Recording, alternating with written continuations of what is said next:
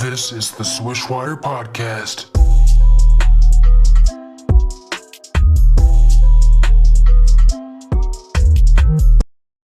What's up, everyone? Welcome to the SwishWire podcast. I'm your host, Justin Lacertosa, and I'm here with my co-host, Ian. What's good? And Jay. What's up? Today we have a very special guest. He's the starting center for Ohio, Dwight Wilson III. Say what's up. So, how you doing? Thanks for having me. Yes, I'm good. sir. And thank you for coming on. So, we're just going to start off with a question that we ask everyone. So, it's different for everyone, which makes it such a unique question. So, was there ever a moment, could be a game, could be a play, could be anything, was there ever a moment where you knew you were legit? I guess this would be more along the lines of playing Division I ball, and as a freshman, not playing a lot, and then getting my chance, and then being able to go up against the best bigs in the league at that point in time, which was, Nathan Knight, who's with the Hawks right now, and Devontae Cacop, who's with the Lakers, Eric Carter, and teams like that. And, being able to go up against them and holding my own, and then, over the years, going toe-to-toe with them, I think that was, so I would say, my freshman year at JMU, when I had to do that, and, I held my own. I think that was a point in time where I felt like, I could play basketball at a high level. So, who would you say is the best player you've ever played with, not including your current teammates? Not including my current teammates.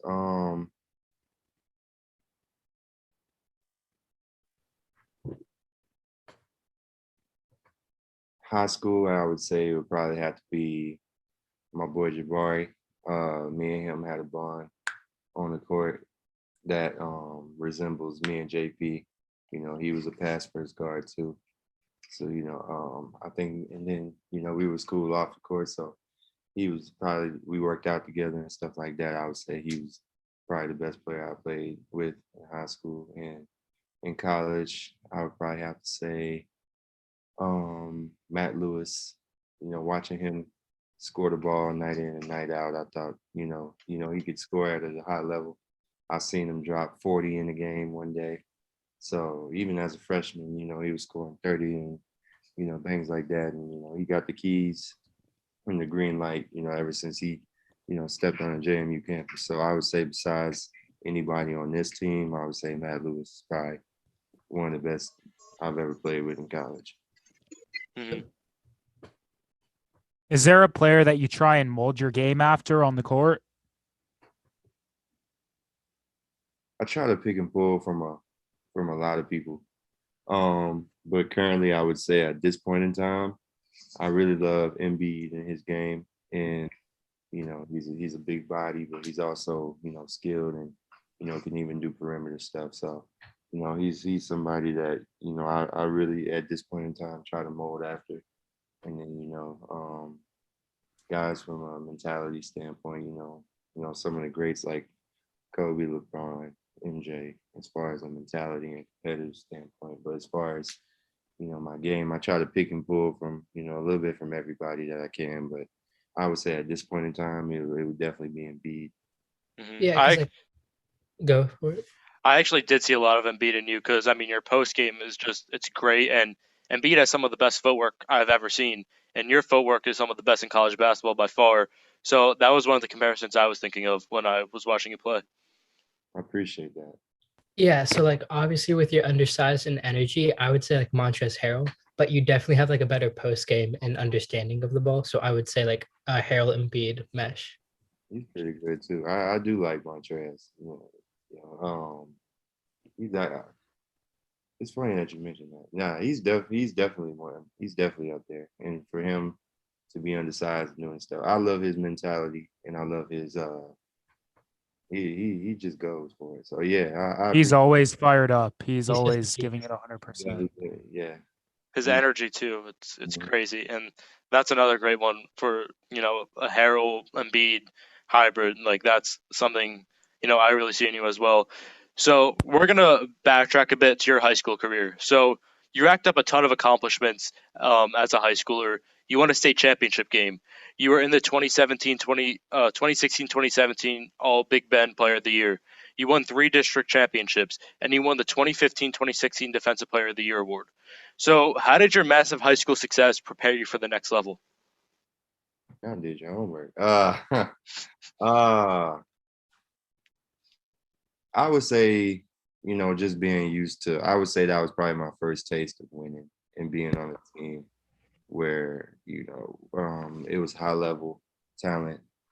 And the coach, Demetric Salters, he really brought the best in all of us. He knew how to relate to every single player on that team. So I would say my high school, it definitely taught me how to play at a high level and, how to work hard. And, I definitely, my basketball IQ grew playing in Lincoln and playing under Coach Salt. So, I would say it definitely prepared me for, being able to, know what playing at a high level looks like and, being on a winning team in a culture that was having a winning culture.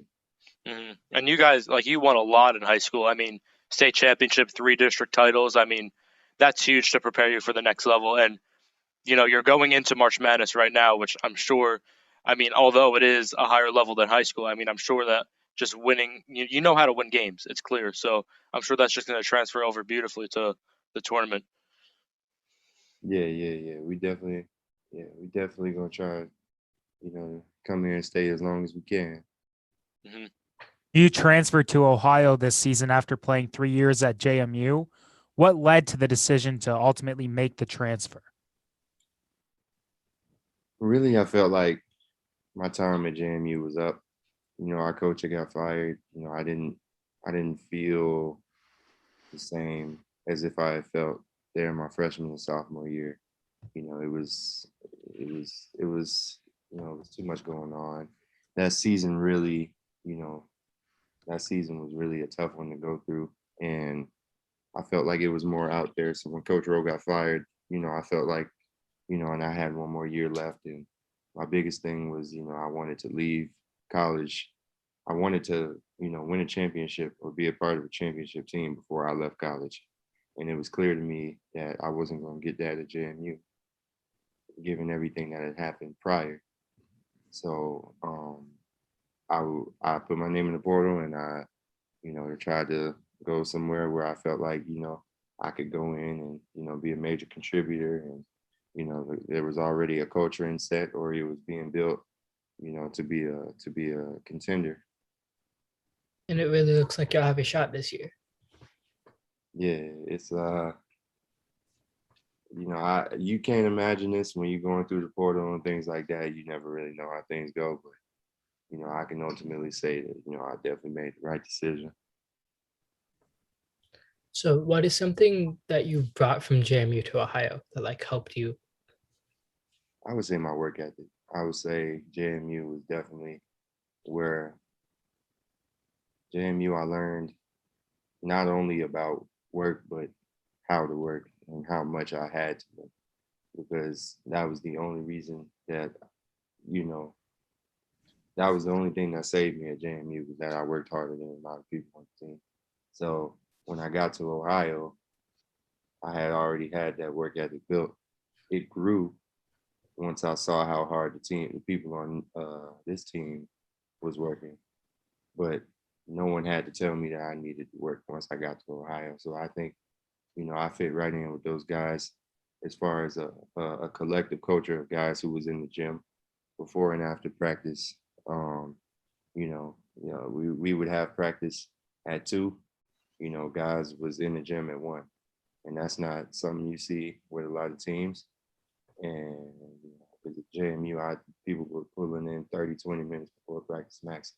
If we had class, it was different, but with everything going on, COVID and everything, obviously there's a little bit more flexibility, but and just the fact that everyone on this team is competitive, everyone works hard, and I think that JMU prepared me to be able to come to a culture like that and fit right in. So what would you say you've learned from Ohio, straight up? I think I learned one. I definitely learned how to win, and I definitely learned. I think I learned all the little details. I would say I just learned the game better. I learned a lot more about myself as well. But overall, it was just mental growth and basketball IQ and things like that. Just little things about the game that lead to, you know, winning and things like that. And just becoming a student of the game, I would say that's the biggest thing. Watching a lot of film. Definitely watch a lot more film and stuff than I did. I think that's what the reason that we have a lot of successes that our preparation for teams and with film and things, and then guys are just automatically just basketball nerds. Like everybody watches basketball around here, watches old games, new games, stuff like that. So I would say that's definitely what I learned here from being in Ohio. Transferring to Ohio, you're now playing with point guard Jason Preston. What's it like playing with someone who complements your game so well? You said earlier that you guys have that bond. So what's it like playing with a guy that's as elite as he is at this level? I could not have asked for a better guard to play with. At the point in time where I was being recruited by Ohio, they kept pushing, how my game would complement with Jason as well, and it kind of, at that point in time, I didn't really know who he was, so I was more kind of like, yeah.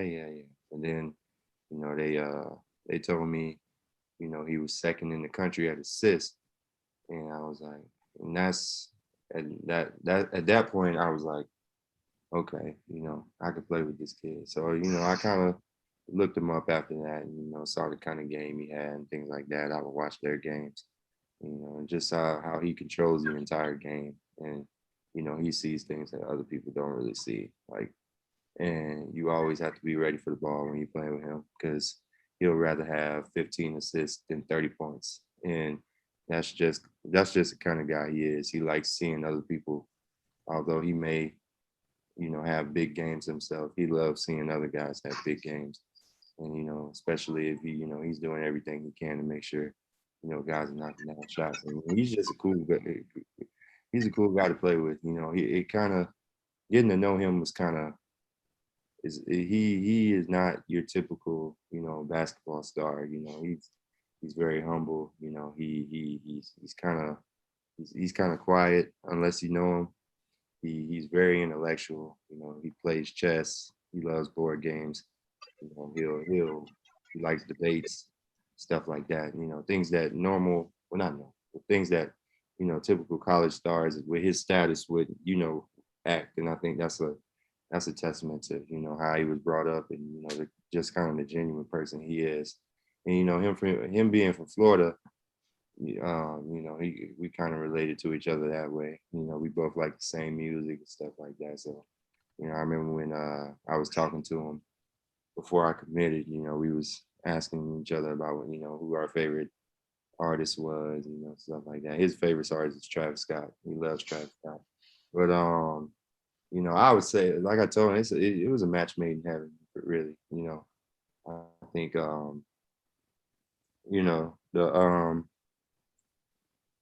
he loves to pass, and I catch everything he sends me. How I try to at least, but and you can see it on the court and things like that. But yeah, he's definitely by far the best guard I've ever played with. And he's definitely one of the coolest people I've ever met. So Wait, did you say he plays chess and listens to Travis Scott? yeah. I don't know why that just doesn't seem like it correlates. Yeah, right. I had the same reaction. When I met him in person, the first thing he asked me was, did I play chess? And I was like, no, I don't. But but he, that's how I knew I was on a different team because my, guys at JMU, we weren't playing chess. We weren't playing board games and stuff like that. So, it was definitely an adjustment. But knowing that he knew how to play chess, it made me want to learn. I tried it out. Realized it ain't for me, but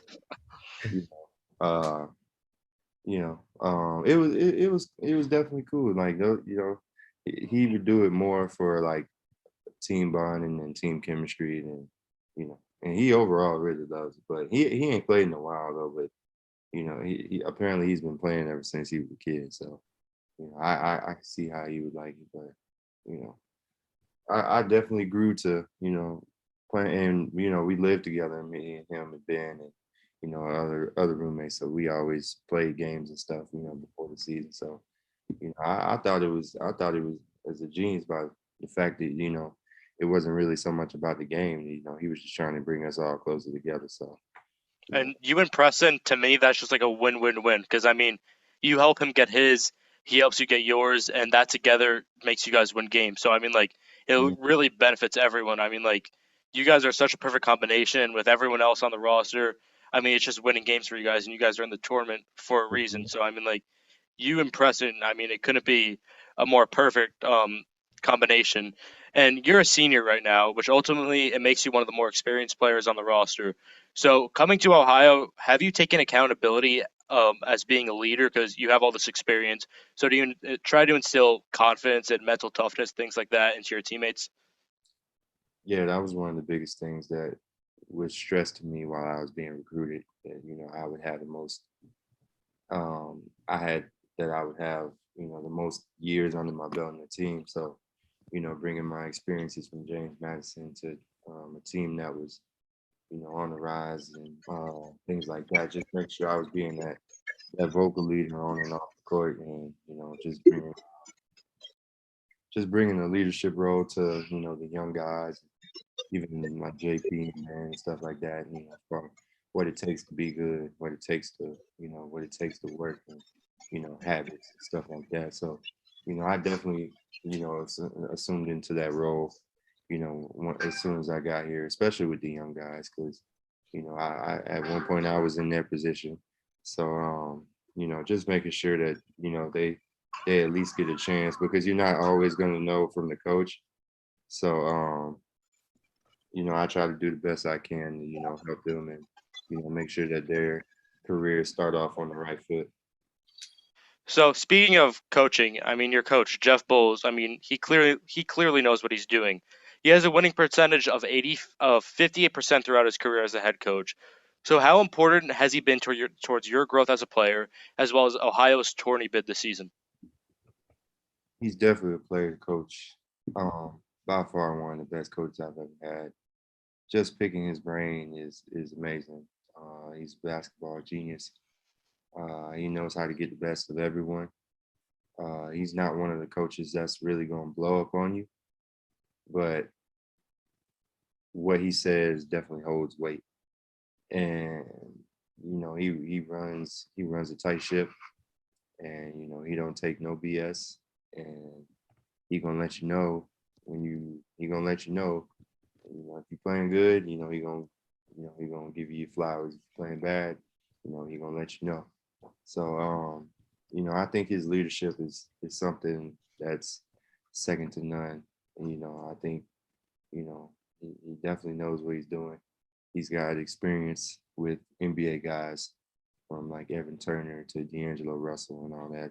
Like he's won as a player, so like he was a player himself, so he knows how to relate to players and everything else. And I think once he got into coaching, he just took that with him. So by far one of the best people I've ever met, and like I love playing for him. So with the NCAA tournament coming, you have a tough matchup against Virginia. How are you guys gonna prepare for it? I think the biggest thing for that is just getting a sense of how they play. The funny thing is that James Madison, we were the opener for them when they had won the whole thing back in 2019 or whatever year that was. But I didn't play because I was hurt. So I think it was kind of funny how, it's almost like I'm getting a second crack at them. But,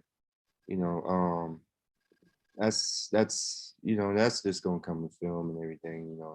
They're a team that, likes to hold the ball, and they got one of the slowest paces. So speeding them up and getting in transition is definitely going to be a bigger thing. Guarding for a whole 50 seconds, 30 seconds, because they don't really look for a scoring option until like 10 to 5 seconds within the shot clock, and then rebound is going to be huge. They got some length and athleticism, so it's definitely going to be a chess game. So as far as between Coach Bennett and Coach Bowles, with a low possession game, you really gotta think of you really gotta value the ball, and you really gotta be precise with your shots and everything. So it's definitely gonna be a chess game. I'm looking forward to it. If it's going to be a chess game, you guys got Preston, so you're fine. Yeah, we definitely got some chess players around here, so I think we'll be all right. What I would mean- you say that you guys being the underdogs gives you an advantage in? Like, do you guys, are you fired up as a team? Like, you guys are the underdog. Is that something you guys are carrying with you into this matchup? Yeah, I think you definitely have to. I think you got to play with a little chip on your shoulder, especially in the tournament. That extra motivation to want to stay. And, if you win, if you lose, you're done. So, if you want to win as bad as you say you better play like it. So I think, and tennis, they're one of the best teams in the ACC. They were regular season champs. They probably would have won the whole thing if it hadn't been for COVID. So, that's a good team with great players. They got championship experience. They got a championship coach.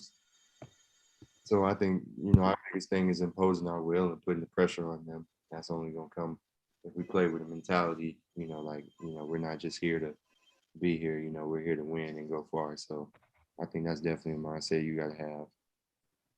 So what about you guys gives you the belief that you can be the Cinderella team this year that goes under the radar but makes a big run? I think everything that's happened so far this year, coming through COVID and, every team we lost to, we ended up beating again. All those big games where, we had to show up, we showed up in the Toledo game and the championship game. And I think that this team is resilient and, we've definitely proven, and even back in to the beginning of the year versus Illinois, I feel like, when everything's clicking and, we're all on the same page, we're playing with that fire, I believe we can play with any team in the country. We just have to go out there and improve it. I respect that for sure. I definitely think you'll have a better chance than people might seem to think. Yeah, you can't really get into the media when it comes to this type of stuff. It's March, anything can happen. Virginia has had history of being upset, so that's definitely in the back of their minds. So they're gonna be ready, but we're gonna be ready too. And when the ball goes up, it ain't too much you can say then. You just gotta knuckle up and play really. So we've talked a bit about your experience being a senior for college. The thing is, as you said before, you actually won in high school. Does winning at that level translate at all to college? I would say a little bit, just for the experience. I would definitely say it's a lot harder to win in college than in high school, because in some high schools, in high school 9 times out of 10 you're better than everybody else. I think in college where everyone's good and everyone was pretty much that star player on their high school team. The competition is a lot greater. Everyone's playing for a higher purpose. Like everyone wants to go pro and things like that. Everyone wants to win championships. So I would say it's definitely a lot harder to win in college than in high school. But high school gives you the experience of winning. You know what winning feels like. So when you win in college, it's nothing new, and you appreciate it a lot more. But you've already built that experience of winning games. So when you win in college, it doesn't go to your head too much. And, you tend to lose focus and then go back to losing again. So I would say as far as the experience, it translates. So would you say the preparation is a lot different then? Oh, most definitely. High school, sometimes you can just roll the ball up and play, but you can't really do that in college, and that was something I had to get used to. Uh, Preparing for games, especially with on the defensive end, because that's scouting reports are everything when it comes to college. Even as a D2 team, guys that make scouting reports on. So I think the preparation that goes into winning college basketball games is way more than high school. All right, so obviously, as you said, preparation's so much different at this level, and preparing for your game, training, all that comes first to become a better player. So we've got a few training questions for you, just to see how you develop some skills of your game. And Jay, we're gonna start out with you. What's the best what's the best piece of advice that you've heard someone give you that you think someone else can benefit from hearing themselves? Uh, I would say two things. One, I know it's cliche, but you got to work. Like, there's no secret to being good or great. All the greats do things that other people aren't willing to do. So you got to get up at 5 a.m. or be in the gym till 11 o'clock at night, and cutting off distractions and things like that. Just sacrificing diets and everything like that. You gotta. I think you have to do those things if you want to be good. Also, be patient with yourself and trust the timing of everything. I think at JMU, I think I wanted things on my own time, and it doesn't work like that. Sometimes good things take a little bit longer to develop. So I think trusting yourself and trusting your timing, but and definitely better like JP says all the time, bet on yourself. You never know what can happen. I feel like if you work hard enough, everything's going to end up working out in the end. It happened to me. It can happen to anybody. So those are the two things I would say. Yeah, at the end of the day, if you put in the effort, hopefully it'll translate back. You can't do much else. Yeah. hmm And you did wait your time. You were patient, and you bet on yourself going to Ohio. And now in Ohio, you're having a career year. And specifically, you've taken a massive jump in terms of efficiency, going from 53% last year to 65% this year from the field. So, what did you do to improve this so much? Hmm. Honestly, it's just a blessing, really. Just stepping up and hitting the shots, and it definitely comes back to the work. Is those are moves that I've worked on for years, and at JMU and coming to Ohio, and polishing them a little bit more, and you know I think just being able to, one, being in shape to make those amount of shots, and two, keeping it simple, you know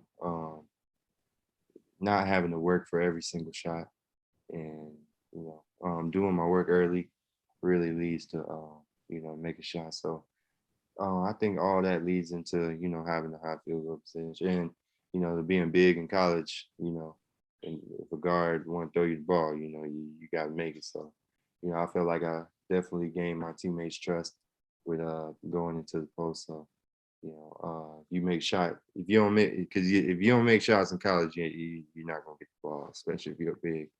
You'll have to focus more on the rebounding end.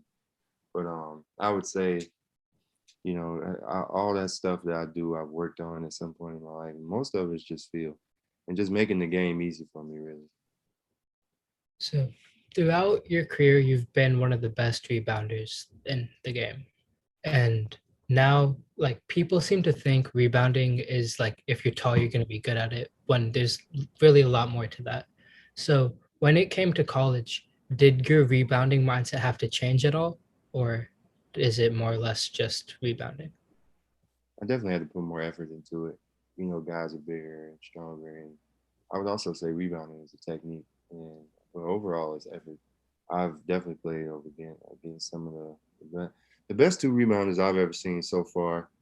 Well, I would say the best rebounder I've ever played against was probably Devontae Kaycott.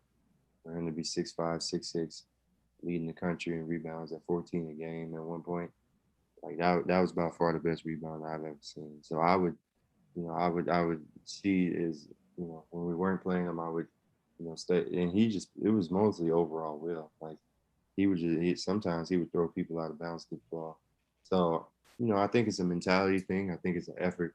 I also think it's a mindset, but it definitely had to change, with playing bigger guys and stuff like that. You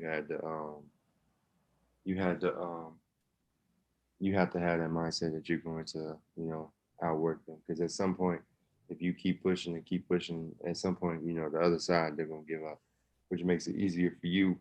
But if you never push them to that point, you're just going to be an average rebound. So, and it also leads to winning too. If you don't rebound the ball, you're not really going to win a lot of games. So me as a big, I definitely, and rebounding gets you on the floor as well. So that's what I tried to do. At JMU, and when it came to Ohio, it was also another big.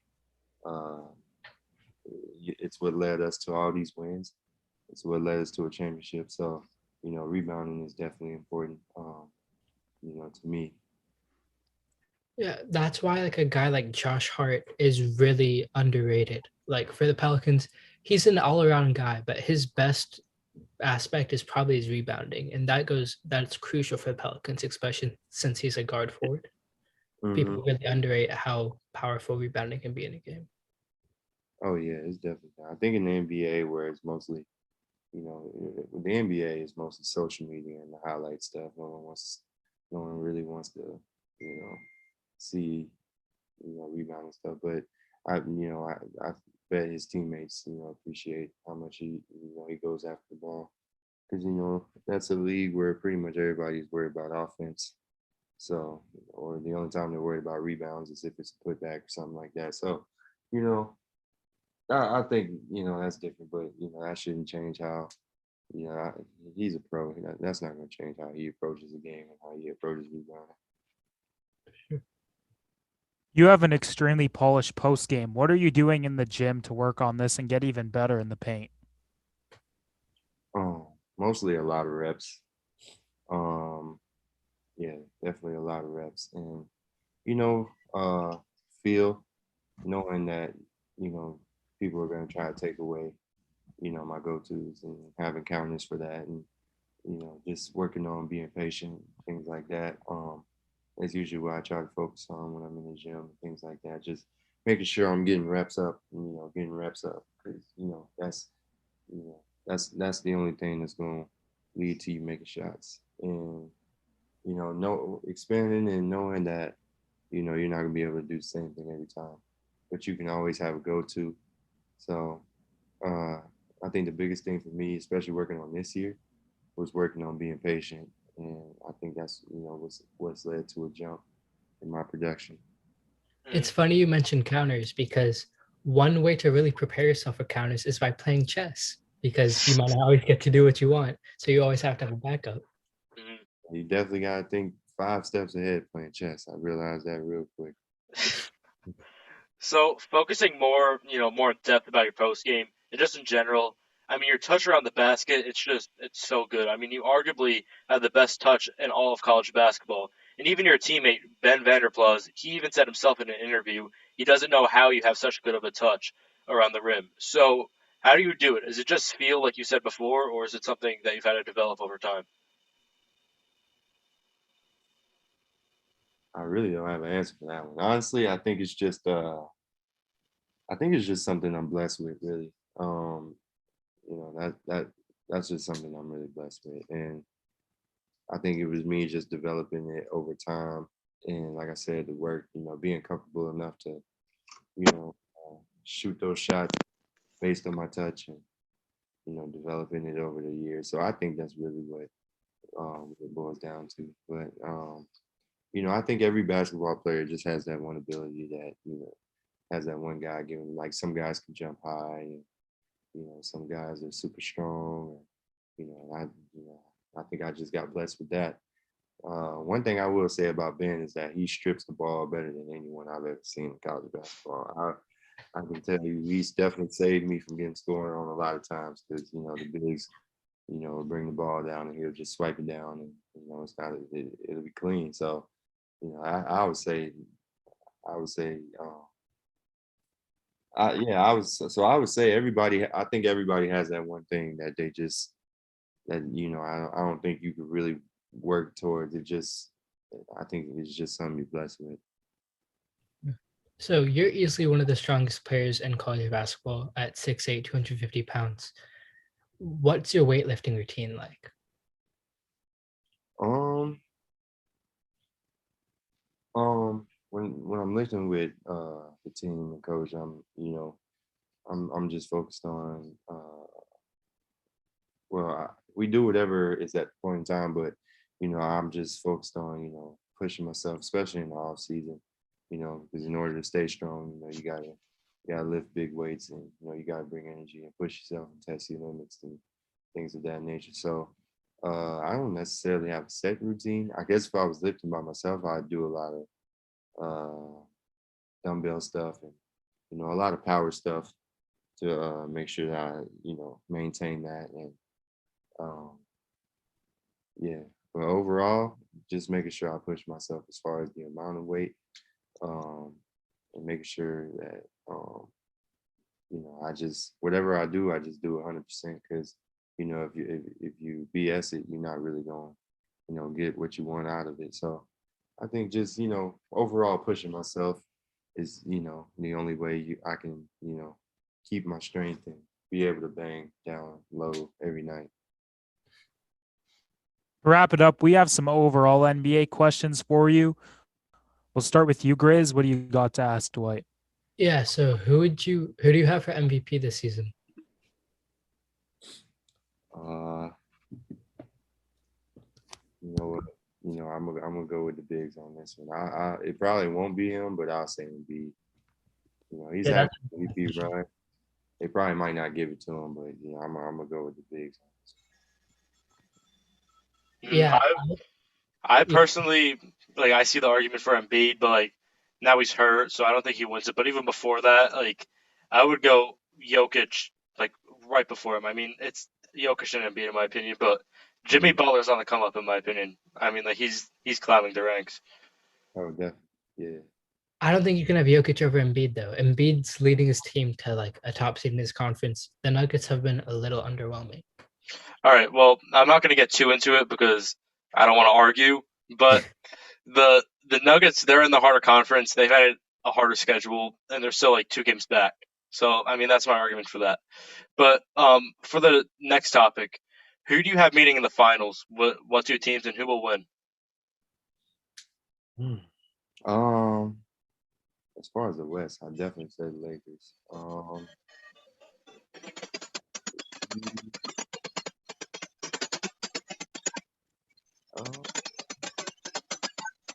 Really anybody. I'm gonna go with. I don't know what the East is looking like right now. I'm gonna go with Lakers Bucks, I guess. You're just gonna act like the Grizzlies aren't the best team in the league? Okay. He's a huge Grizzlies fan.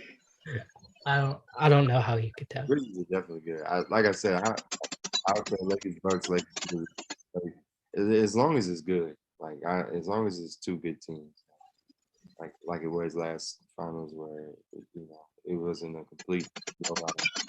As long as it's 2 good teams, I don't really care who it is. Who is your GOAT? Who do you think is the best player ever?